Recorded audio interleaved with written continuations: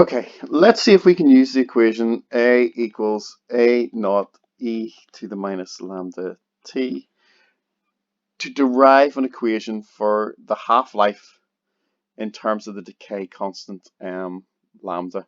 Now, our starting point for that would be when our time in this equation is equal to the half-life, the activity will be half of what it initially was. Okay, pause this video now and see if you can make that derivation.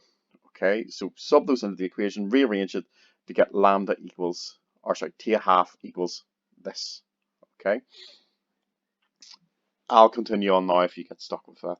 So we just put in our values into this equation, which is a naught over 2 equals a naught e to the minus lambda half-life. The a naughts cancel out, which gives us half equals e to the minus lambda t half. When you're dealing with powers, it's very hard to work anything out in an equation dealing with them. We like to get rid of them, and the way we get rid of indices is to take logs of both sides. Because this is e raised to the power of an indice, we'll use natural logs. So we take natural logs of both sides. So natural log half is equal to natural log, I'll do all the steps, minus lambda t a half.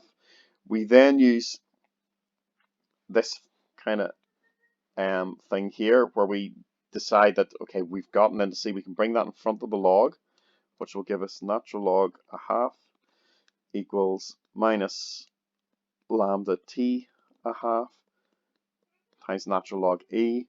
Natural log e is just 1, so we end up with natural log a half equals minus our decay constant times our half-life. If you find the natural log of a half, if I just get my calculator, natural log 0.5 is equal to minus 0.693 equals minus lambda to the half-life. So our half-life will equal 0.693 divided by lambda. And that's quite, well, that's an important derivation. You need to be able to do this. Just put a little note here.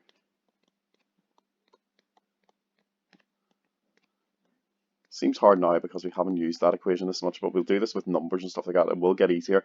But you need to practice that derivation. But the outcome is also important. I think the outcome is in your data sheets.